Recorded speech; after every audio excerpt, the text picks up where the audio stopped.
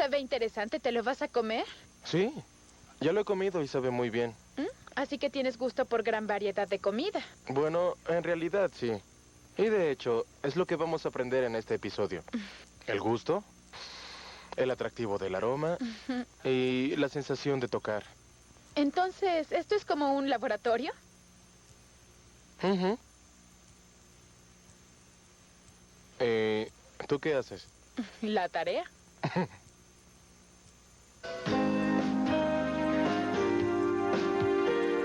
Biología.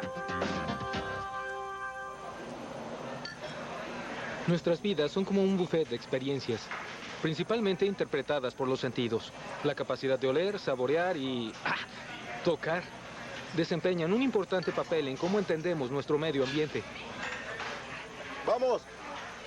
En este programa aprenderán cómo interpretamos nuestros alrededores mediante receptores sensoriales en nariz, boca y piel. Verán cómo experimentamos diferentes sensaciones químicas y táctiles mediante células receptoras especializadas y cómo interpreta el cerebro estos estímulos y genera respuestas. Queremos que realmente inhalen este programa para que tengan un buen sabor del tema y tengan un bocado del entendimiento de los receptores táctiles y receptores químicos. Sistemas. Nuestras sensaciones y las percepciones que evocan en nuestras mentes comienzan con la estimulación de los receptores sensoriales. Estas estructuras transmiten información sobre los cambios en nuestros ambientes externo e interno. Los receptores son neuronas especializadas que responden a estímulos específicos. Se dan individualmente en la piel o en grupo en órganos sensoriales como los oídos y los ojos. Cuando las células receptoras se activan, producen impulsos electroquímicos llamados potenciales de acción. Estos potenciales viajan por los conductos neurales sensoriales de los sistemas nerviosos periférico y central al cerebro, donde forma nuestra percepción del ambiente. Lo que percibimos depende de la parte del cerebro que recibe el impulso. El cerebro determina la naturaleza de la respuesta que es generada. Hay diferentes tipos de receptores sensoriales que responden a tipos específicos de estímulos. Nuestro sentido del tacto, por ejemplo, es transportado a través de células nerviosas llamadas mecanorreceptores, que son estimuladas por la presión o distorsión física que experimentamos cuando tocamos o sostenemos objetos o estiramos los músculos, o incluso en escuchar sonidos. Por otro lado, los receptores químicos son estimulados por diferentes concentraciones de sustancias químicas a las que estamos expuestos. En nuestro ambiente externo, estas concentraciones moleculares son percibidas por el gusto y el olfato. Sin embargo, dentro de nuestros cuerpos, los receptores químicos también pueden detectar la presencia y concentración de moléculas como dióxido de carbono y oxígeno en la sangre. Los termorreceptores responden al frío o al calor y ayudan a regular la temperatura del cuerpo. Los termorreceptores internos del hipotálamo perciben la cantidad de calor e inician el control primario de temperatura. Tenemos diferentes termorreceptores en la piel para detectar cambios de calor en el ambiente externo. Otra categoría de recepción sensorial es el dolor. Las terminaciones nerviosas libres funcionan como receptores de dolor. Se llaman nociceptores. Diferentes grupos de nociceptores responden al calor o a la presión excesivos o a químicos específicos liberados de tejido dañado o inflamado. Biomuestra. Hay una variedad de tratamientos para los malestares y dolores comunes que todos sentimos. El ácido acetilsalicílico es un compuesto que alivia el dolor y es parte de los analgésicos. Reduce el dolor inhibiendo la producción de derivados de ácidos grasos que se producen naturalmente llamados prostaglandinas. Las prostaglandinas actúan en los receptores de dolor disminuyendo su umbral a los estímulos, aumentando así el dolor que sentimos.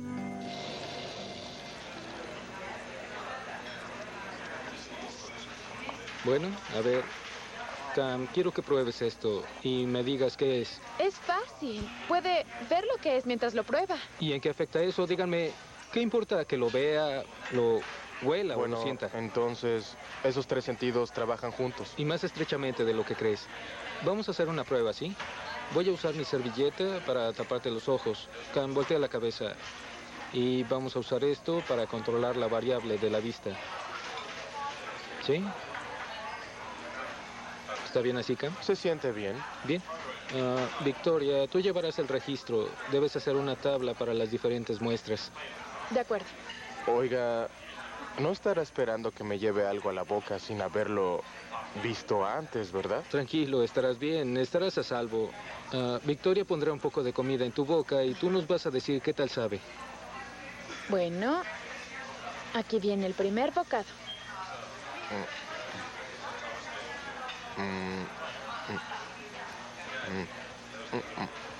Eso es naranja, estoy seguro. ¿De qué color era? No, vea, sin trampas. Bueno. Pero estás en lo correcto. Ujú. Ahora dale otro bocado. Ujú.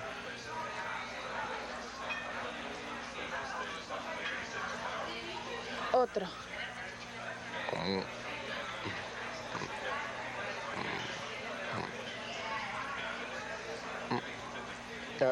Eso fue limón. Muy bien, ahora manipulemos el sentido del olfato.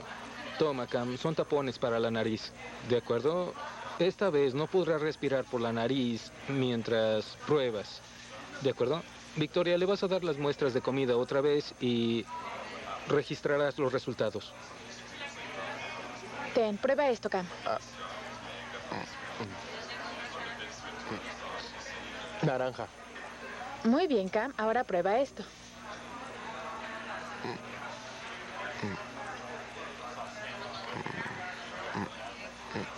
No lo sé. ¿Y ahora qué tal esto?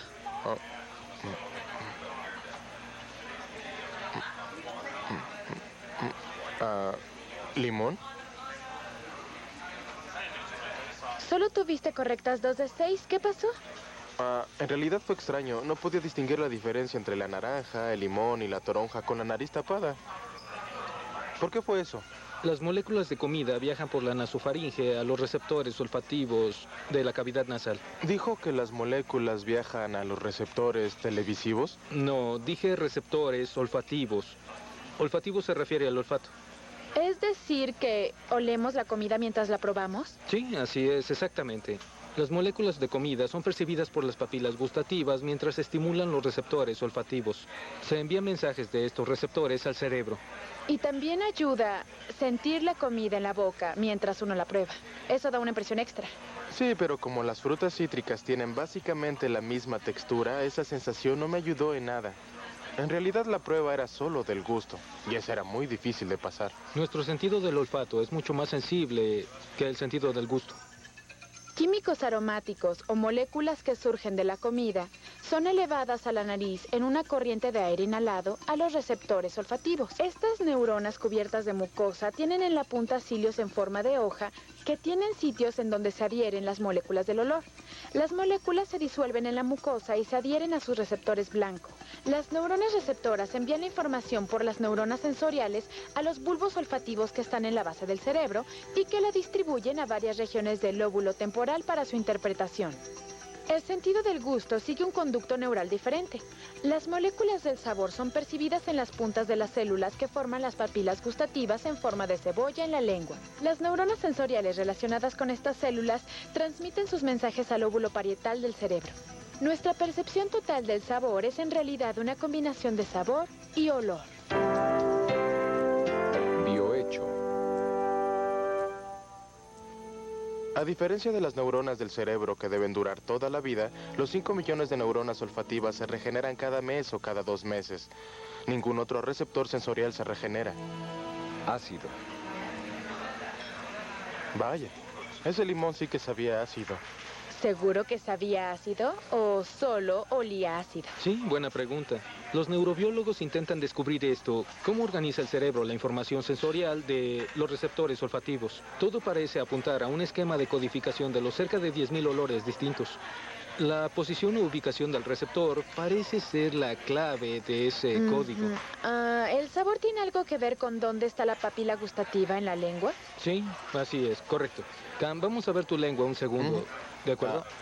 Por cierto, ¿cuáles son los diferentes sabores? ¿Se refiere a lo delicioso y asqueroso? No. Existen 4 sabores básicos: dulce, ácido, salado, Y amargo. amargo. Bueno, tenemos soluciones de esas 4 sustancias en estos tazones. El agua actúa como solvente para disolver las moléculas de comida para que podamos degustarlas. Entonces, ¿Necesitamos agua para degustar? Sí, por supuesto. Hay unas 300 papilas gustativas en la lengua humana. ¿Sí? La papila gustativa es un racimo en forma de cebolla de unas 100 células. Las puntas de estas células se proyectan de un poro diminuto en la superficie de la lengua. Las moléculas de comida que son disueltas en el agua deslavan estas puntas y de hecho registran las 4 distintas cualidades del sabor. Impulsos electroquímicos viajan a través de interneuronas que a su vez transmiten mensajes de degustación al lóbulo parietal del cerebro. ¿De acuerdo? ¿Entendido? Muy bien. Hagamos una prueba de degustación. Cam, tú vas a llevar el registro de todo en esta ocasión. Victoria, tú serás quien deguste. ¿De acuerdo? Cam, le vas a secar la lengua con esta gasa esterilizada, ¿sí? Y después, Cam, vas a explorar su lengua para mostrar qué punto, en qué sitio percibe cuál sabor. Y esos sabores son dulce, salado, ácido y amargo. Diferentes áreas de la lengua son sensibles a 4 tipos diferentes de sabor. La punta a lo dulce, la parte de atrás a lo amargo, las áreas laterales a lo ácido y las áreas cercanas al frente a lo salado. Las moléculas dulces o amargas excitan células del gusto al unirse a los receptores de sus puntas. Las sustancias saladas y ácidas, en cambio, probablemente no actúen mediante receptores. El sodio de lo salado y los protones de los compuestos ácidos estimulan las células del gusto, fluyendo directamente a través de canales de iones abiertos en las puntas de las células. ¿Se puede apagar el bulbo olfativo? Sí. ¿Qué pasa cuando alguien pierde el sentido del gusto y del olfato? Pues eso debe ser muy debilitante, pues el gusto y el olfato nos ayudan a disfrutar la comida, pero también nos permiten evaluar y responder a otras partes de nuestro ambiente. Es un modo en que nuestro cuerpo mantiene la homeostasis. Los cambios, ya sean externos o internos, son percibidos y el cerebro inicia las respuestas. Envía señales a los efectores como son glándulas y músculos. Por eso mejor vámonos. Biopráctica. Me pregunto qué está haciendo. ¿Qué está haciendo? Hola, estoy tomando una muestra de gas para ver si hay una fuga en la entrada del servicio de este edificio. ¿Y cómo detecta una fuga de gas? Esta máquina toma una muestra de gas y revisa el metano en el gas para que podamos ver qué tipo de fuga tenemos. Bioinformes. El monóxido de carbono es un gas inodoro, incoloro y no irritante. Esta característica, el hecho de que sea invisible, lo hace difícil de encontrar y eleva el riesgo de envenenamiento por monóxido de carbono. Cuando uno llega donde alguien murió por esto y ve alrededor, piensa que no hay ninguna razón por la que debería haber muerto. El monóxido de carbono es un problema que invade muchos hogares. Desde la crisis de energía de los años 70, los esfuerzos de climatización prácticamente han sellado las casas herméticamente y no permiten que el monóxido de carbono salga de estas. La corriente descendente y la inversión en el escape de la combustión son fuentes comunes de acumulación intermitente de monóxido de carbono causada por condiciones negativas de presión. La corriente descendente se da cuando hay presiones de aire en el exterior mayores que en el interior, produciendo gases de combustión que normalmente saldrían de la casa en dirección inversa. Cuando hay una corriente de aire, se acumulan las emisiones de los aparatos en la casa. Con solo abrir una puerta se puede corregir el problema, lo que hace difícil determinar la fuente del monóxido de carbono. La inversión de escape ocurre cuando un aparato de combustión como un horno jala el oxígeno por el conducto de escape de un aparato cercano como un calentador de agua. Solo se necesita el más mínimo cambio en la presión del aire para que una corriente natural se revierta. Lo que ocurre es que el monóxido de carbono tiene afinidad con la hemoglobina, que es básicamente el sistema de transporte para el oxígeno por todo el cuerpo. Por lo tanto, al tener afinidad con la hemoglobina, el monóxido de carbono desvía el oxígeno. Por esta razón, no se abastece oxígeno en el sistema. En el tratamiento de envenenamiento por monóxido de carbono, básicamente lo que ocurre es que la intervención médica sería un alto flujo de oxígeno para hacer salir el monóxido de carbono. Si se activa la alarma del detector de monóxido de carbono, hay un problema. Puede ser que no esté funcionando bien o que esté avisando que hay un alto nivel de monóxido de carbono en la casa. Es muy importante que lo revisen. Lo que recomendamos, antes que nada, es seguir las instrucciones del fabricante en cuanto a qué hacer si se activa la alarma. Y si hay alguien en la casa con síntomas como los de influenza, náusea, mareo, ese tipo de cosas, es indispensable que se comuniquen a 911 y contacten a los oficiales de emergencias. Entonces, ¿el gas metano no es inodoro? Sí, normalmente sí, pero la compañía de gas le añade compuestos llamados odorantes para que podamos detectarlo. Nuestro sentido del olfato es uno de los más fuertes y provoca fuertes comportamientos de rechazo o atracción. Nos ayuda a evitar situaciones o sustancias peligrosas. Nos ayuda a encontrar comida, ¿cierto? E incluso nos ayuda a encontrar pareja. Biomuestra. Olfatear es un comportamiento especializado del olfato que aumenta la velocidad y el volumen del flujo del aire en las cavidades nasales superiores. Promueve un incremento en el acceso de aire y olores a la mucosa olfativa. Sin olfatear, no seríamos capaces de detectar muchos olores que existen en una concentración relativamente baja.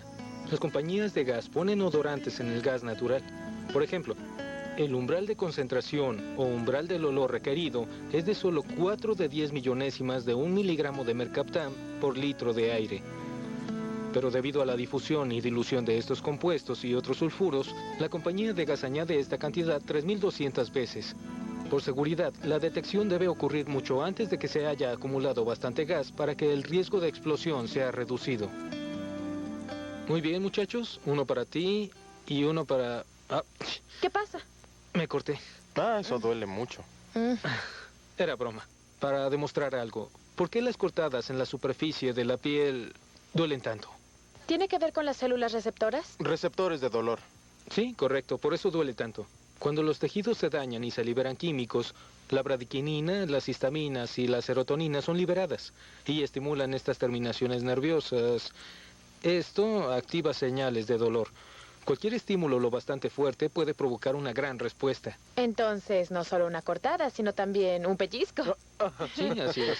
Los mecanorreceptores, al ser estimulados por un tirón o el tacto o un pellizco, ¿sí? Las sensaciones que sentimos o que sintió Cam dependen de la densidad de los receptores y algo llamado campo receptor.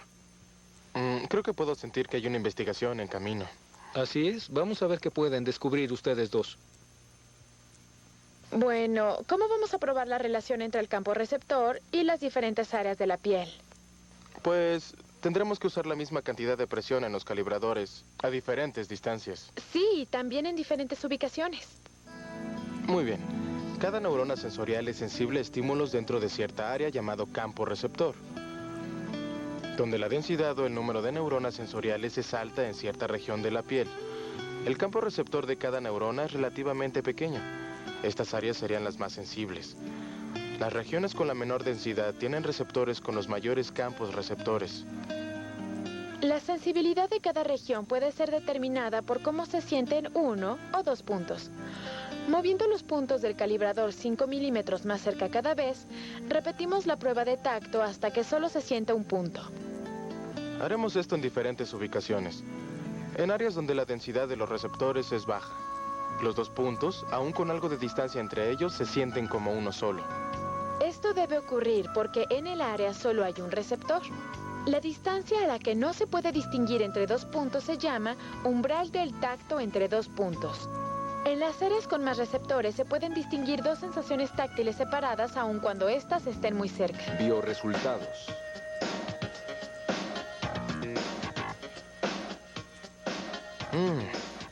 Supongo que el dedo índice es el más sensible.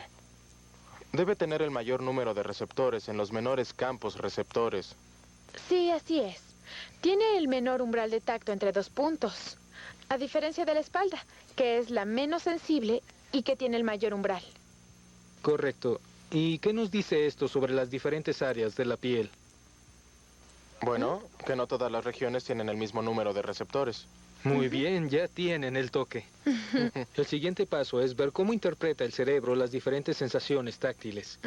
Biodescubrimiento. Durante la década de los 40, un neurocirujano canadiense llamado Wilder Pienfeld inició una exploración sistemática y funcional de la corteza humana, incluyendo la corteza sensorial. Realizó cirugías de cerebro con pacientes conscientes y registró sus reacciones a varios estímulos. Oh, eso debe doler. En realidad, el cerebro no tiene receptores de dolor, así que la estimulación de la corteza no causa esa sensación de dolor. Penfield estimuló la corteza sensorial con una corriente eléctrica leve. Los pacientes reportaron varias sensaciones táctiles en diferentes partes del cuerpo, como los dedos de los pies y la espalda. Correlacionando estas respuestas con las áreas del cerebro que estimuló, Penfield descubrió que la corteza sensorial contenía una representación del cuerpo. La llamó homúnculus sensorial. Homúnculus significa hombrecillo. Penfield también notó que el lado izquierdo del cuerpo estaba representado en el hemisferio derecho del cerebro y el lado derecho en el hemisferio izquierdo, debido al entrecruzamiento de los tractos nerviosos ascendentes. Entonces, ¿el homúnculus es la forma de un humano? Con algunas distorsiones. En primer lugar, la representación de las manos, por ejemplo, está interpuesta entre la cabeza o la cara y el tronco. En segundo lugar, la representación no es proporcional al tamaño de las partes del cuerpo. Las representaciones más grandes son de cara y manos, mientras el tronco y las piernas tienen las más pequeñas. En las manos, cada uno de los dedos tiene su propia representación. La más grande es la del dedo índice. ¿Recuerdan la cortada con papel? Es por eso que duele tanto. Correcto, bien. La cantidad de la corteza sensorial dedicada a las partes del cuerpo no es proporcional al tamaño de cada parte, sino al número de neuronas sensoriales de esa área.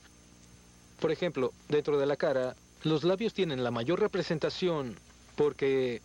¿Tienen el campo receptor más pequeño? Y el mayor número de receptores. Muy bien. Bioindagación. A veces, la experiencia del dolor surge de áreas del cuerpo distantes de la verdadera fuente de dolor. Por ejemplo, el dolor de corazón o angina puede sentirse en la región interna del brazo izquierdo. Este fenómeno se conoce como dolor referido y se debe a la convergencia de fibras de dolor en la parte de la médula espinal. Los médicos usan el dolor referido para diagnosticar problemas en los órganos viscerales como condiciones del corazón. Otra sensación táctil peculiar es la impresión de dolor cuando no ha habido estímulo. Este dolor fantasma es común entre gente que ha perdido partes del cuerpo o se las han amputado. Una teoría sobre el dolor fantasma de los miembros es que las señales nerviosas se confunden en el tálamo. El tálamo está formado por neuronas asignadas a cada área del cuerpo. Cuando un brazo es amputado, las neuronas del brazo en el tálamo dejan de recibir sus señales usuales. Esas neuronas, en efecto, son libres de recibir nueva energía y lo hacen si las neuronas vecinas forman conexiones con ellas. Desde estas nuevas conexiones, reciben estímulos de otras partes del cuerpo, pero registran esa energía como si viniera de la fuente original, el miembro que está ausente. Además, las sensaciones de las terminales nerviosas en el muñón del miembro contribuyen a este fenómeno. Perdí la pierna hace ya 18 meses. Y estuve en un accidente de tránsito de vehículos automotores en una motocicleta. Yo conducía la motocicleta. Y alguien dio la vuelta a la izquierda frente a mí y mi pierna quedó atrapada entre la motocicleta y el vehículo. Pasé bastante tiempo en el hospital y allí trataron de salvarme la pierna. Pero 3 o 4 días después, con la gangrena y las infecciones, no hubo más opción que amputar debajo de la rodilla. Lo más importante que creo que cambió mi vida físicamente fue adaptarme a andar con un solo pie y tener que fortalecer mi cuerpo en otras áreas en donde había perdido la movilidad.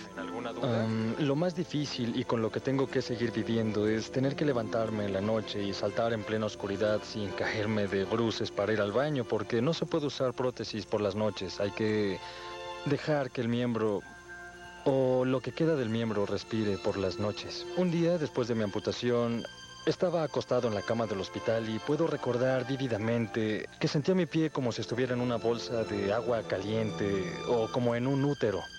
Y sentía como mis dedos estaban oprimidos en esta bolsa y daban vueltas. Podía sentir como fluidos calientes que recorrían mis dedos y es como si mi pierna tratara de salir de ese ambiente. Y podía sentir el pie de la cama y siempre estaba como corriéndome fuera de la cama del hospital porque... podía sentir. Mi pie no estaba ahí, pero podía sentir. Ahora los dolores fantasma que me dan una vez al día son tolerables. Puedo lidiar con ese dolor. Siento que me apuñalan el pie una vez al día. Está bien, ya me acostumbré. Y el problema es que no quiero estar en una motocicleta cuando eso ocurra. Todavía conduzco con prótesis. Y ya que el dolor es muy repentino y muy severo, a menudo hace que el cuerpo se me estremezca y sienta movimientos leves. Creo que mi futuro no se verá afectado en gran medida por esto. Ya hice un cambio en mi carrera y no ha habido ningún impedimento para que esta carrera funcione para mí. Ya terminé mis estudios universitarios. Lo único de lo que me voy a perder en la vida es la comodidad. A veces puede llegar a ser muy incómodo. Los dolores fantasmas siempre van a estar conmigo. Pero creo que mi vida, al menos mi vida familiar y mi carrera, continuarán. En un aspecto muy positivo, no creo que esto vaya a afectarme mucho. Biodescubrimiento. La neurofisiología del dolor es complicada por el hecho de que tiene que ver con más que una sensación física. Por ejemplo, la capacidad del sistema nervioso central para suprimir las señales de dolor recientemente se ha convertido en un punto central de investigación. La estimulación eléctrica ha mostrado que la base del cerebro desempeña un papel inhibitorio, bloqueando la recepción de dolor. Esta acción amortiguadora nos ayuda a lidiar con la incomodidad y el daño físico. Este mecanismo también permite a gente como los atletas o los soldados soportar y seguir luchando, a pesar del trauma o la aflicción del cuerpo. Los faquires pueden entrenar y controlar su retroalimentación inhibidora, elevando su tolerancia al dolor. Ciertas interneuronas inhibidoras se activan cuando sentimos dolor. Estas neuronas liberan un neurotransmisor péptido llamado encefalina, que es una endorfina, uno de los sedantes naturales del cuerpo. La encefalina suprime la transmisión de señales de dolor al adherirse a moléculas receptoras particulares de nervios sensoriales. Esto tiene dos funciones. Disminuye la liberación de neurotransmisores de los nervios sensoriales y aumenta la inhibición postsináptica de las células transmisoras. La morfina y otras drogas derivadas del opio son analgésicos. Funcionan como endorfinas debido a su similitud en estructura molecular. Biohallazgo. Frotar la piel alivia la sensación de entumecimiento o dolor que se origina en un área en particular o en una lesión cercana. Frotar estimula las neuronas largas de conducción o fibras del tacto. Las fibras del tacto activan interneuronas inhibidoras que, a su vez, suprimen la transmisión sináptica de señales de dolor. La acupuntura utiliza este fenómeno para inhibir el dolor. Equilibrio.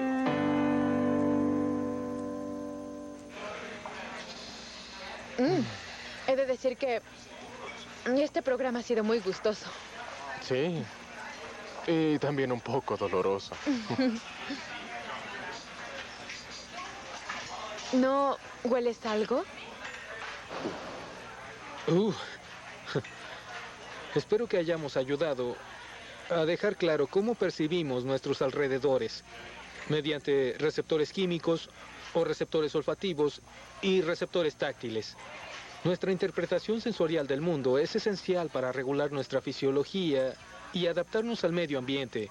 La capacidad de degustar, tocar y sentir hacen de nuestras vidas una experiencia sensacional.